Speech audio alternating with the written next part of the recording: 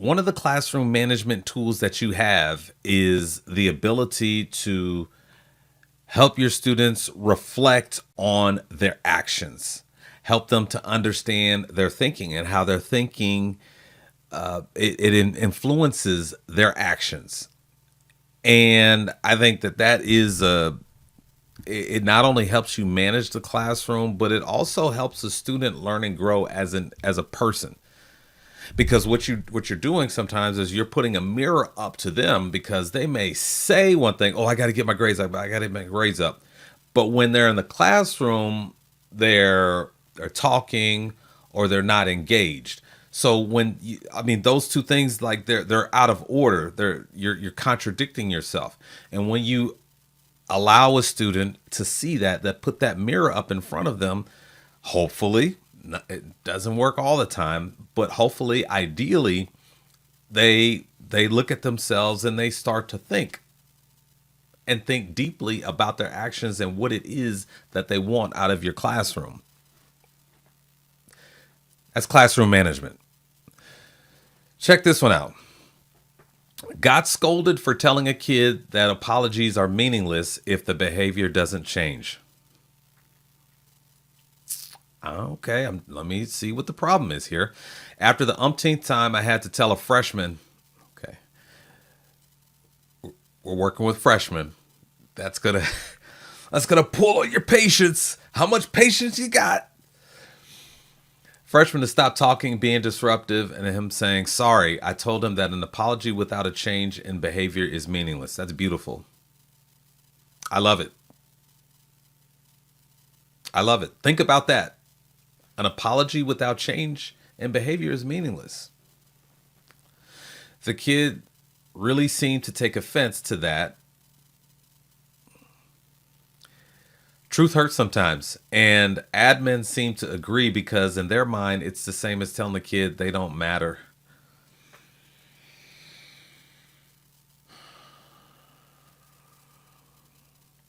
And kids who have a hard time doing the right thing can only apologize.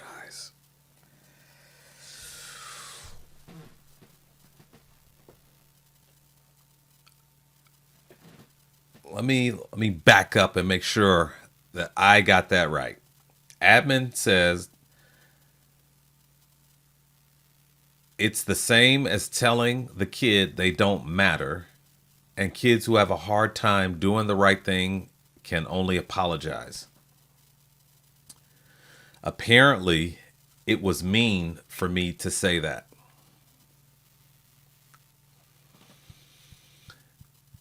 Needless to say, I'm absolutely baffled. Can someone make sense of this for me?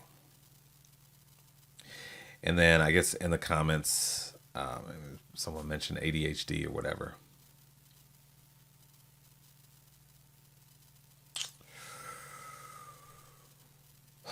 But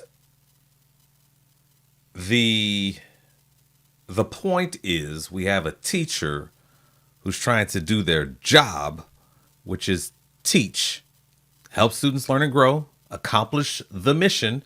There's an objective that the students have to accomplish, and anything that would interfere with that is unacceptable.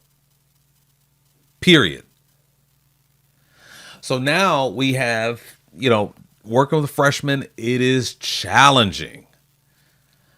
Now I'm gonna, take the teacher at their word and whatnot. And I'm gonna assume that, they've done the thing, they built the relationships. We all know about relationships.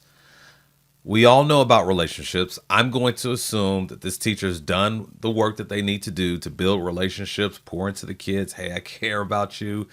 I'm a normal person. I don't consider myself better than you. My job here is to help you learn and grow. That's what we want to do in this classroom. So that out of the way, we put that out of the way. We understand that. If the kid is disrupting the classroom, it's the teacher's job to address it. It's classroom management. We like to call it leadership, but it's classroom management. And I agree with putting the mirror up in front of that student's face and letting them know that an apology without a change in behavior is meaningless. There's nothing wrong with that statement. And you know what?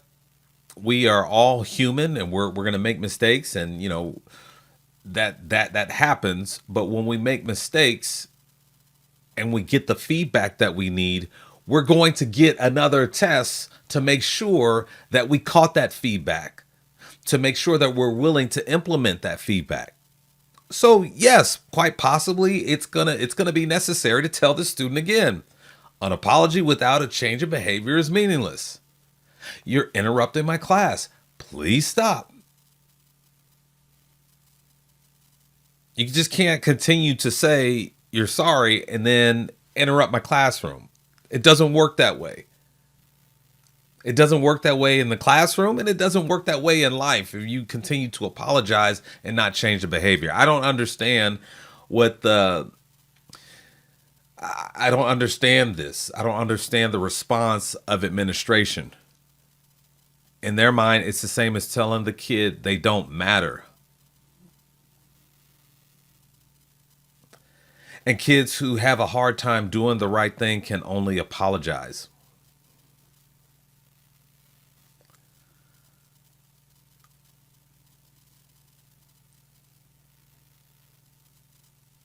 Apparently, it was mean for me to say that. That's guys in my mind that's classroom management.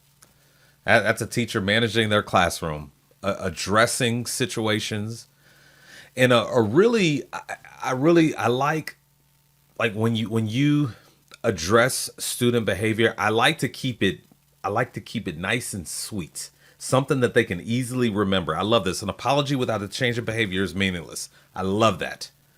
I love that because then if the student is acting up or doing whatever, you can just give the look and they hear those words.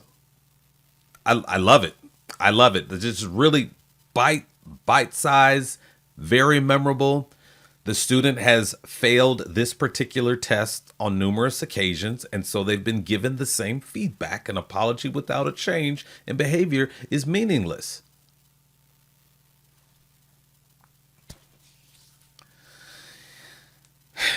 I'm sorry. There are principals out there who are less supportive than they should be. They don't want any issues with the parents.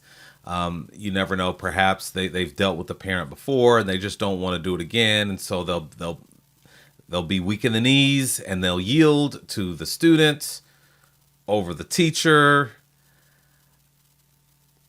Again, I'm assuming that the tone in which the teacher spoke to the student was correct. They've done the job of building relationships. I'm trying to teach. Trying to teach my class. Please stop disrupting my class.